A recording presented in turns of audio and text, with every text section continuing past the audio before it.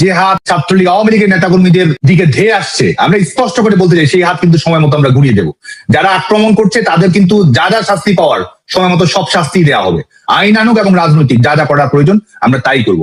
রাজনীতিকে যদি রাজনৈতিক ভাবে মোকাবেলা করতে দেন, অবশ্যই আমরা রাজনৈতিক ভাবে মোকাবেলা করতে চাই। সুস্থ, স্বাভাবিক, সহিষ্ণু, গণতান্ত্রিক রাজনীতি আমরা চাই। কিন্তু আমাদের রাজনৈতিক অধিকার থাকবে না, জীবনের গ্যারান্টি থাকবে না।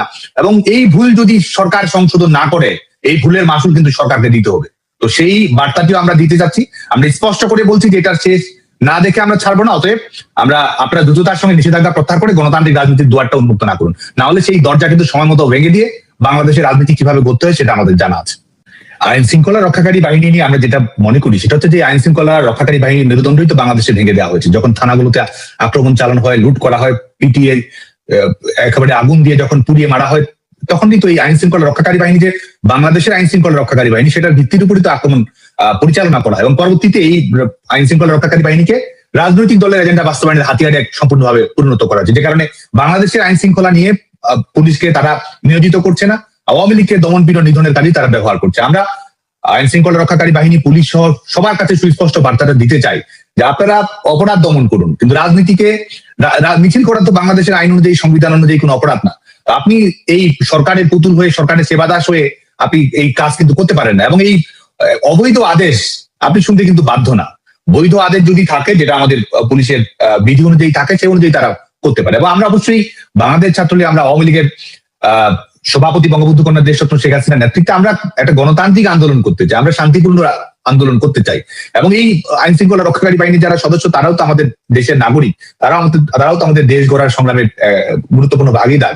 তো আমরা কিন্তু সেই দায়িত্বশীল রোলটি আমরা সবসময় রাখবো। এবং আমরা এই আন্দোলন সংগ্রামে সফল হওয়ার জন্য এই যারা জঙ্গিবাদী কৌশল গ্রহণ করি, সেই কৌশল আমরা কখনোই গ্রহণ করবো না। আমাদের অসহযোগের শক্তি আছে, আমাদের গণতন্ত্রের শক্তি আছে। আমরা সবাইকে, আমাদের সমাজের সকল স্টেক হোল্ডারকেই রাজনৈতিক আন্দোলনের পরিণতি এমন দিয়ে জায়গায় নিয়ে যেতে তারা নৈতিকভাবে সমর্থন করবে। আবার একই সঙ্গে যারা এই নিজের সরকারি পরিচয়ের চেয়ে দলীয় ক্যাডারের পরিচয়টা গুরুত্বপূর্ণ মনে করবে, সেই দলীয় ক্যাডারের পরিচয় ইউনিফর্ম পরে আছে কিন্তু ভূমিকাটা রাখছে দলীয় ক্যাডারের, তো দলীয় ক্যাডারের পরিণতি দলীয় ক্যাডারের মতোই হবে যখন যেটা হওয়ার। তো সেই বার্তাটিও আমরা সুস্পষ্ট করে দিচ্ছি। শেখ হাসিনার প্রত্যাবর্তনে বাংলাদেশের কোটি মানুষ শেখ হাসিনাকে স্বাগত জানাবে। আর এটির টাইম লাইন, এটার জন্য কোনো ডেডলাইন, আমরা একটা আন্দোলনের প্রক্রিয়ার মধ্য দিয়ে রয়েছি, একটা রোডম্যাপের মধ্য দিয়ে রয়েছে। এবং শেখ হাসিনার আন্দোলনের কৌশল যদি দেখেন, শেখ হাসিনার আন্দোলনে জনগণ নির্ভরতা রয়েছে। শেখ হাসিনার আন্দোলনে জনগণের স্বস্তি, জনগণের দিক থেকে প্রায়োরিটি, সেই বিষয়টি তিনি সবচেয়ে বেশি ফোকাস করেন। এবং এই জুলাই আগস্টেও মানুষের নিরাপত্তা নিশ্চিত করা, সেটিও কিন্তু এই সিদ্ধান্ত গ্রহণ প্রক্রিয়ার প্রভাবক রেখেছে।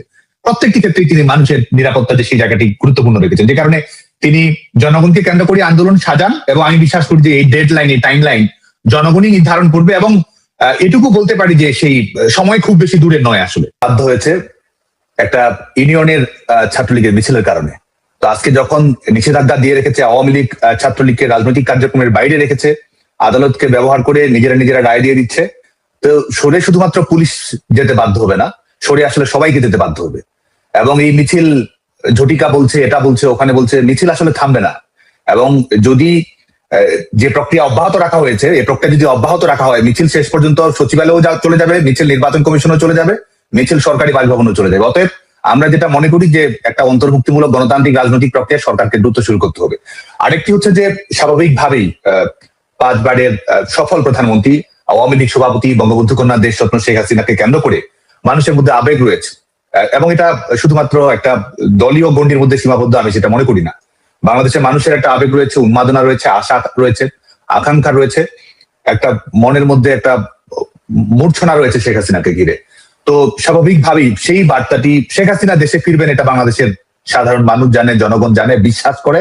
এবং সেই ঐকান্তিক যে ঐতিহাসিক মুহূর্ত, সেটার জন্য বাংলাদেশের মানুষ প্রহর গুনছে।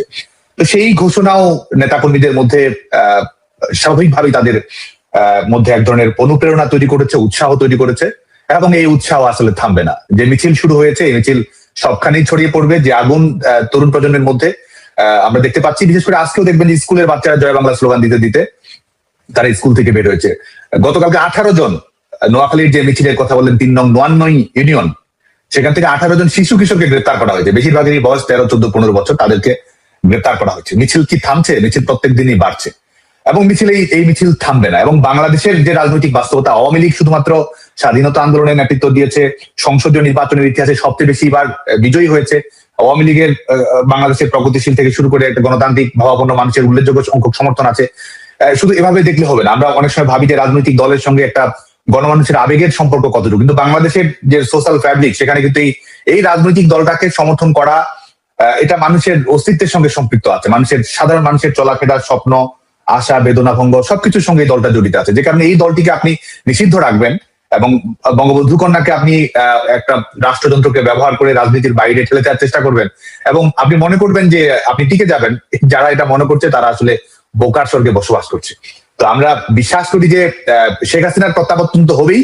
আমাদের দেশে বিদেশে আমাদের নেতাকর্মীরা অনেকে একটা নিজের জায়গা ছেড়ে এক ধরনের দেশের অভ্যন্তরীণ ভাবে কিন্তু জায়গা পরিবর্তন করতে হচ্ছে। শুধুমাত্র যে দেশ ছাড়া হয়েছে, দেশ ছাড়তে হয়েছে অনেকেই এই যখন দমন পীড়ন বেড়েছে, জীবনের উপর আক্রমণ এসেছে, সেটি কিন্তু না।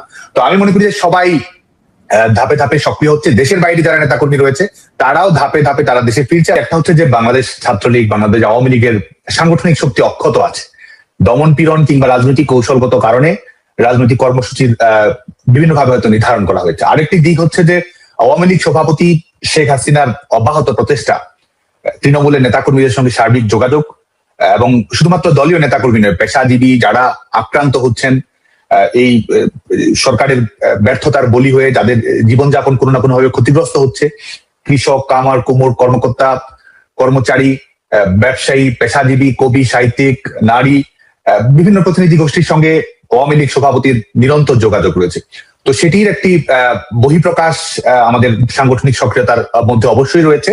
আরেকটি হচ্ছে যে পরিস্থিতির মধ্য দিয়ে বাংলাদেশকে যেতে হয়েছে 5 আগস্ট পরবর্তী সময়, বাংলাদেশের মানুষ তো পার্থক্যটা দেখছে, রেজাল্ট শিটটা দেখছে, তাদের জীবনে কি প্রভাব পড়েছে, জীবনে কি নেতিবাচক পরিবর্তনটা এসেছে, জীবনের কতটুকু গ্যারান্টি আছে, তার গুণগত মানে কতটুকু অবনমন ঘটেছে, বাংলাদেশের মানুষ কিন্তু এগুলো তুল্যমূল্য বিচার বিবেচনা করে দেখছেন। তো যে কারণে আজকে বাংলাদেশের ঘুরে দাঁড়ানো, বাংলাদেশের স্থিতিশীলতা, বাংলাদেশের জনগণের জাতীয় জাগরণ, এই সবকিছুর সঙ্গে শেখ হাসিনার কামব্যাকের প্রশ্নটি আসলে অবিচ্ছেদ্য ভাবে জড়িয়ে গেছে।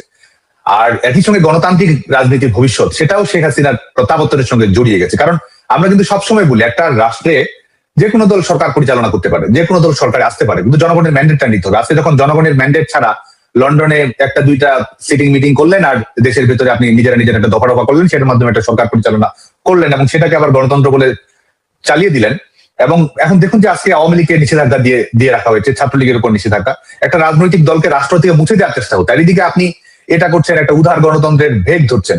তো এই বাংলাদেশের মানুষকে কি আপনি বোকা ভাবেন যে আপনি নিষেধাজ্ঞা দিয়ে রাখছেন? পুরো কারাগার আপনি আওয়ামী লীগের নেতাকর্মীদের দিয়ে বন্দী রেখেছেন।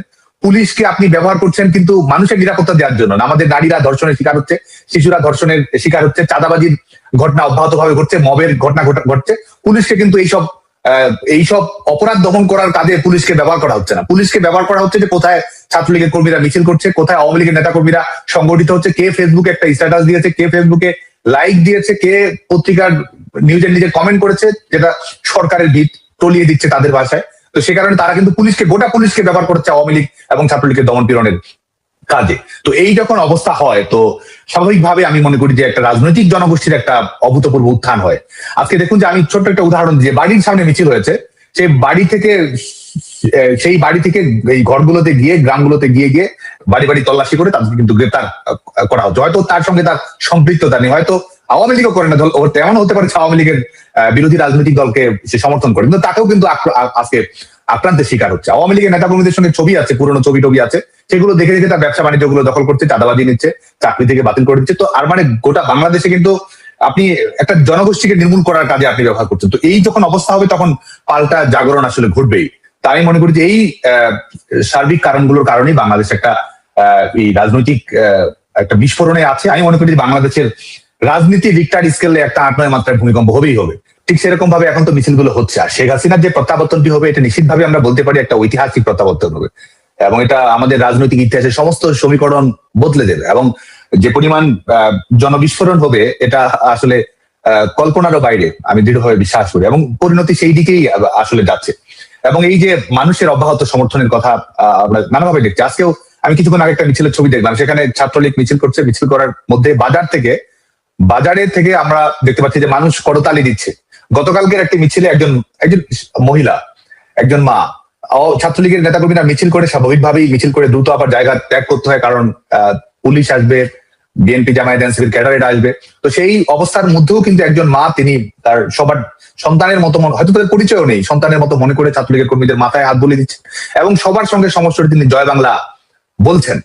এবং এই অবস্থা কিন্তু আমরা বাংলাদেশের সবখানে আমরা কম বেশি দেখতে পাচ্ছি। মিছিল হচ্ছে, এই বারান্দা থেকে জানালা দিয়ে কেউ তালি দিচ্ছে, কেউ সমর্থন প্রকাশ করছে। এবং আমরা জানি যে সবকিছু তার অডিও ভিডিও দিয়ে ভিজুয়াল প্রেজেন্টেশন দেওয়া সম্ভব না, কিন্তু মিছিলগুলো করার পরে যখন ছাত্রলীগের নেতাকর্মীরা আক্রান্ত হয়, আমরা অনেক জানি যে পরিচয় নেই, জানাশোনা নেই, আমাদের গ্রামের মানুষ, শহরের মানুষ, তারা আশ্রয় দিচ্ছে, থাকার সুযোগ করে দিচ্ছে এবং তারা ভেতর থেকে খবর দিচ্ছে যে পুলিশ কোন দিকে আছে, কখন বের হতে হবে।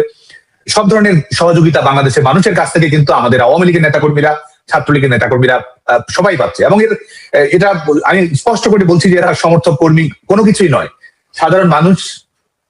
বিশেষ করে আমি মনে করি যে শেখ হাসিনার প্রতি ভালোবাসার কারণেও, মুক্তিযুদ্ধের প্রতি ভালোবাসার কারণেও এবং জয় বাংলার প্রতি মানুষের একটা স্বতঃস্ফূর্ত উন্মাদনা আছে, সেটার কারণে